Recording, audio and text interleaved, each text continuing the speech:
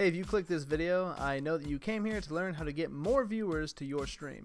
The good news is that I've been doing this for a year now, and I've gotten 1,200 followers in my first year. I've helped about 20 people hit affiliate, and my stream is growing at a pretty healthy rate still. But if you're struggling to hit 10 viewers on average, I have 3 tips that I think can help you take your stream to the next level. My first point is quality. And I don't just mean the quality of your gameplay and stuff like that. I really mean the quality of your stream.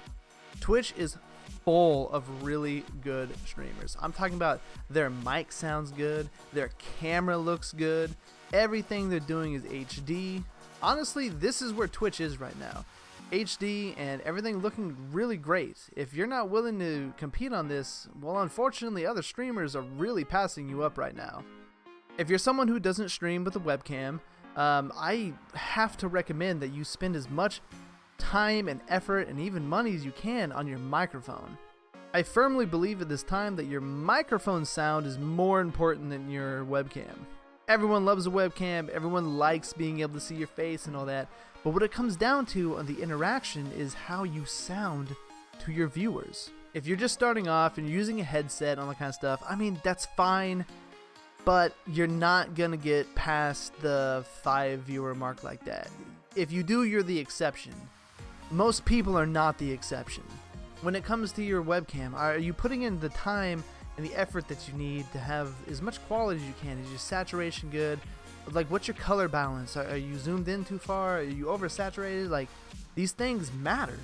It took me a long time to get this stuff balanced myself, and I'm still working on my quality every day. You can see that I'm not using the highest quality mic in the world.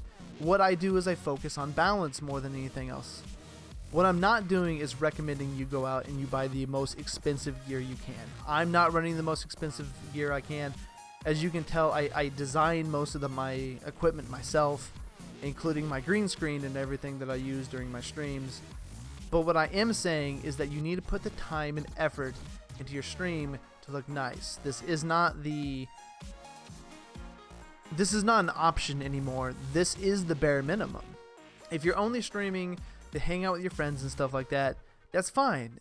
And you probably didn't click this video. If you did click this video though, you're definitely someone who's looking to take your stream on the next level. I mean, that's where I'm going, that's where everyone I've listened to is going, and hopefully you'll be there with us. But you have to understand that quality right now is not optional. My second point, and probably the biggest one to be honest, is mindset. And oh boy. Like I said, if you're coming into this just to stream for friends and stuff, that's fine. You have your place here and Twitch is more than happy to host you. Just taking your stream to the next level requires you to grow as a person and a creator. It's taken me a lot of growth as a creator to get where I am now. I wasn't big on social media before. I haven't really filmed a lot of things or anything in my past. So this has been a real uphill journey for me. Luckily, I've always been a fan of reading and stuff, so I've read a lot of self-help books. I've read a lot of things from entrepreneurs that get you in the right mindset. It helps you understand the mindset that they were in that helped them succeed, and I have to greatly recommend that you do the same. But more importantly, when you're driving and stuff, there are now audiobooks. So you really have no excuse for not putting in the minimal effort. I mean, like, if this is what you're truly going for, isn't the mindset important? And that's the mindset that I'm talking about, is you need to learn what you need to work on and what you already excel at and really hit those peaks that you're good at. Which mine has been just talking like this, which is why I'm making these videos. But if you suffer in some of these areas where you're not as, adept or anything like that, the videos have already been made. Most things that you can find online, it's free, it's on YouTube. I'm on YouTube. This video is on YouTube. But I see a lot of streamers struggle with the mindset of, I can't break 5 viewers, or I'm not even an affiliate yet and I've been streaming for 6 months. I hate to break it to you, but hitting affiliate is not difficult. I did it in under a month. without social media or a presence on any other game or anything like that. What it took was learning the trade, which is very important. And if you're not willing to do that, I mean, like I said before, it's fine that you want to stream for friends and stuff, which is more than happy to host you for that. But you have to realize that I hate to use the word competitors, because as streamers, we don't really compete with other streamers. At least I don't think so. I don't think it is that way, because people are going to view your stream or they're not. This is part of my mindset that I'm not competing with you. Either my content is good enough that people want in, or it's not, or it doesn't appeal to them. See, there is the non-appeal factor for some people. Like, the games I stream may not appeal to people at all. And this is part of the mindset you're going to have to find as well when you're moving into your stream, is what works for you and your games and everything like that. Do you jive with the community? Do you get along with the moderators of the game even? It's all stuff that you're going to have to find out as you go along.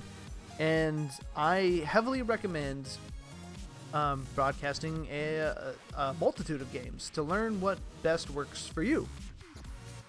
I remember I didn't really get my jump, and I wanted to stream oversaturated games until one day I was just like, you know what, I'll just boot up Terraria. And that's where I started getting 30 plus followers a day. And this last part I alluded to before, and that is oversaturation. You know that feeling you get when you step in a mud puddle and your shoes and socks become drenched? That's saturation. And unfortunately, that's what a lot of channels end up being, is they're at the bottom of everything and they're full of unwanted stuff. Now, there's nothing wrong with streaming to no one, because that's where we all start. It really is. The first time I turned on my stream, it was probably 3 hours before my first viewer that wasn't just me monitoring chat on a different device came in.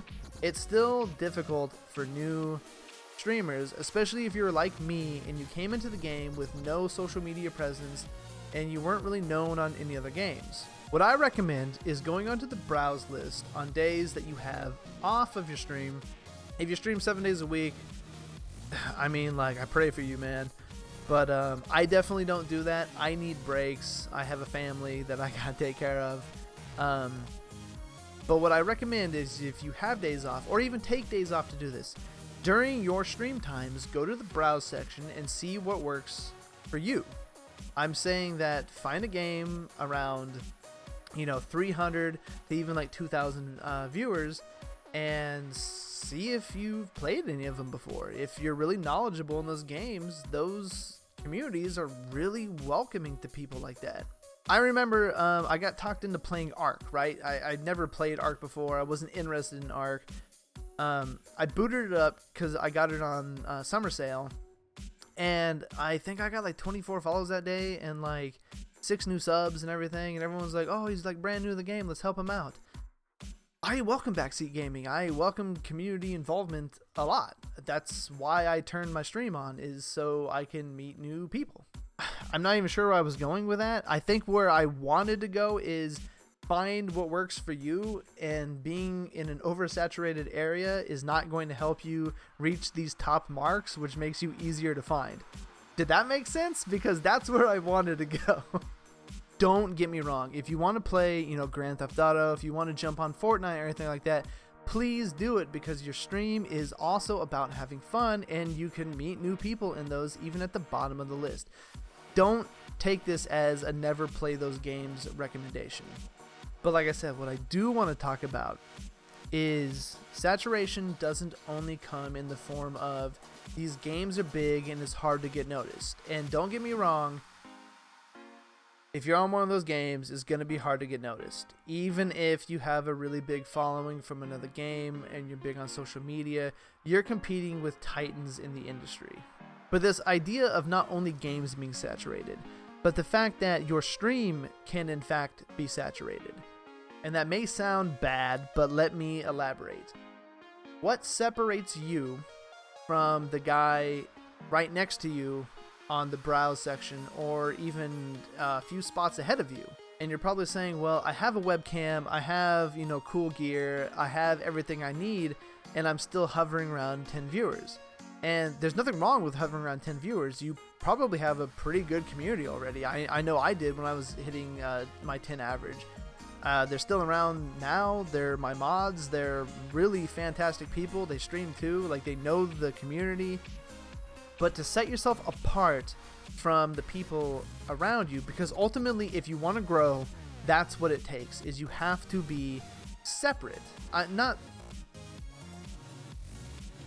It doesn't even have to be better, as weird as that it's sounding like right now, because honestly, you can go on Twitch and find people who are not better, but they're definitely different, and that is attractive to viewers.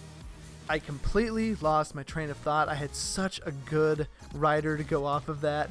Right, being oversaturated. Listen, I know it's difficult to come up with new ideas. I mean, really, my ideas aren't anything new, but what they are is new to the environments that I'm in. I've hosted servers and everything like that where it was done before, but mine was so much more lively and engaged, and the environment always stays like family friendly, which we always host ourselves.